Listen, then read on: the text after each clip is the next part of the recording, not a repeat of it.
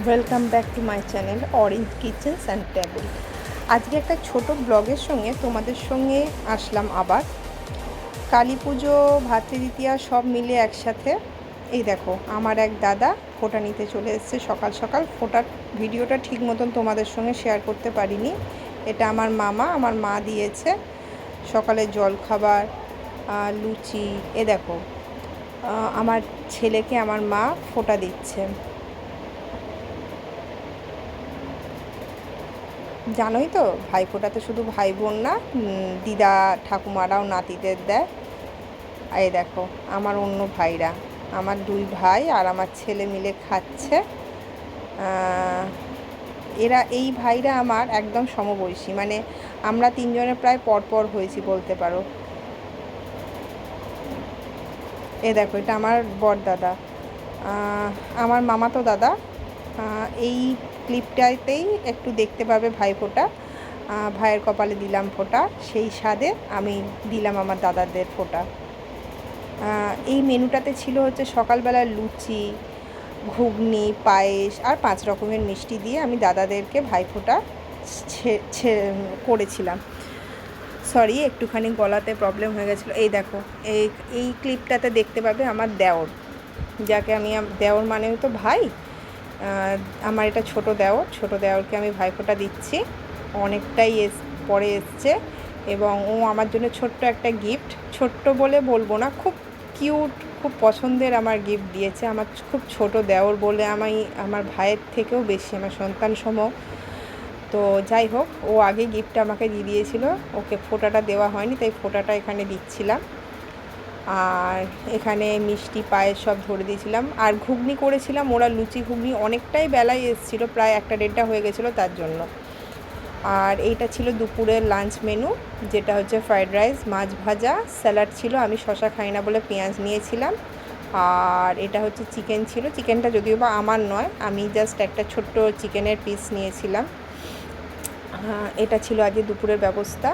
এই দেখো, আমরা চলে এসেছি প্রায় সন্ধে দিকে একটা জায়গায় প্যান্ডেল হপিং করতে। এটা হচ্ছে মনিরামপুর, এই জায়গাটাকে বলা হয় মনিরামপুর। মনিরামপুরের এটা নয়াবস্তি বা এরকম কোনো জায়গাটার নাম, সেখানে এটা প্যান্ডেলটা করেছে আমাদের ছোটোবেলাটাকে ঘিরে, ছোটোবেলার বিভিন্ন জিনিসপত্র নিয়ে। আমাদের ছোটোবেলা মানেই তো আর ছিল গোপাল ভাঁড়ের গল্প, বলো, তার জন্য গোপাল ভাঁড় সেজে একজন দাঁড়িয়েছিল, ওনার সঙ্গে সবাই ফটো নিচ্ছিল, কেউ হ্যান্ডশেক করছিল। তো দেখো, এখানটাকে ঘিরে বাচ্চা থেকে বুড়ো সবার একটা ভিড় এসে গেছিলো।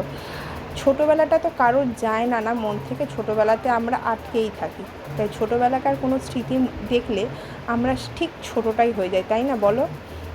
আর এই দেখো, আমি একটু একটু করে তোমাদের সামনে তুলে ধরছি ছোটোবেলাকার জিনিস। দেখেছো ওপরে কী সুন্দর স্পাইডারম্যান বা এখন যেরকম সফট টয়েসগুলো হয় তাদের সব খেলনা। আসলে কী বলো তো, লাইটিংয়ের জন্য না সবটা না পরিষ্কার বোঝা যাচ্ছে না, তাও আমি চেষ্টা করছি সামনে গিয়ে যদি তোমাদের ঠাকুরটা দেখানো যায়। শেষ পর্যন্ত যদিও বা এই চেষ্টাটা আমি একটু সফল হয়েছিলাম। দেখেছো কত লোকের সমাগম। আমি কিন্তু ভাইফোঁটার দিনই একটু সন্ধেবেলার দিকে ঠাকুর দেখতে গেছিলাম, কারণ কালী পুজোর দিন আমাদের বাড়িতে লক্ষ্মী অলক্ষ্মী পুজো হয়। আর তারপরে কি বলো তো, শরীরটাও ঠিক ছিল না।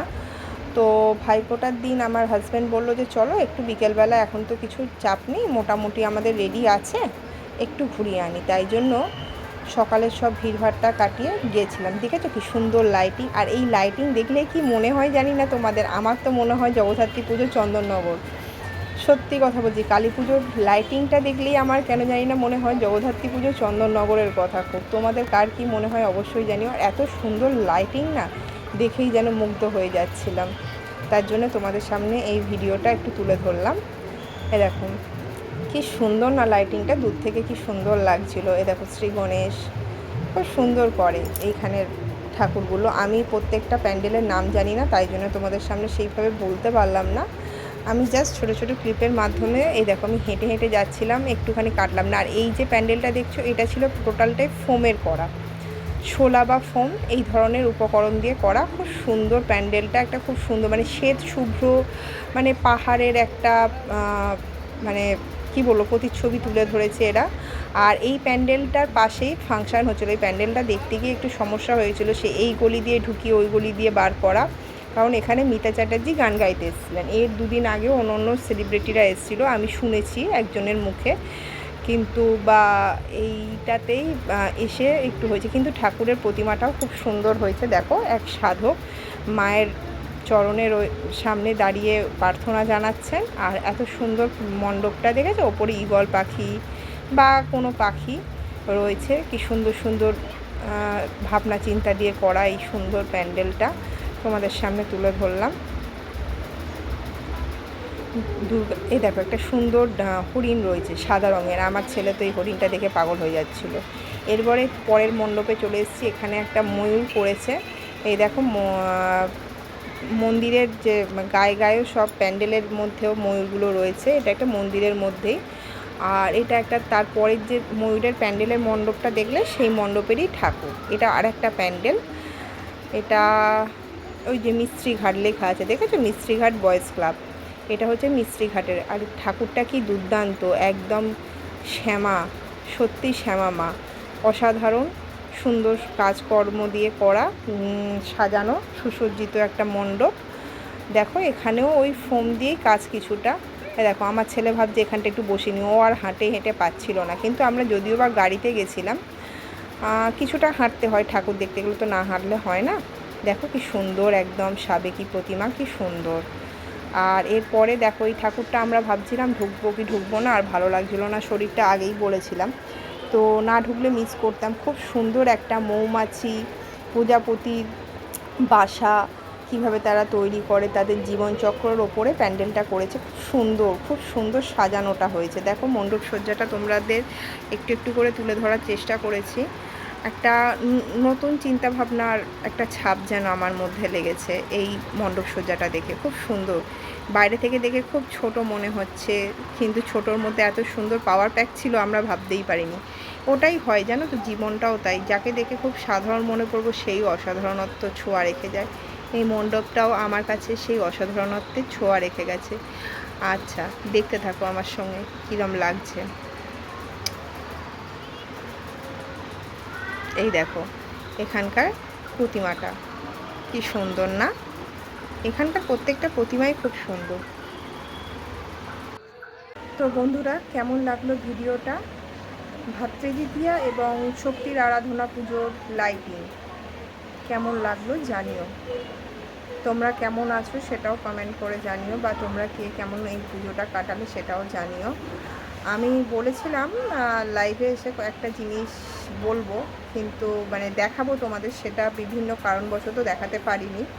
কিন্তু ভাতৃদ্বিতীয়া এবং কালী পুজোর বিভিন্ন প্যান্ডেল হপিং তোমাদের কেমন লাগলো অবশ্যই জানিও। আসলে কি বলো তো, একটু শেষেই বলছি, বিভিন্ন কারণে অনেক কিছু হয়ে ওঠে না, আর বিভিন্ন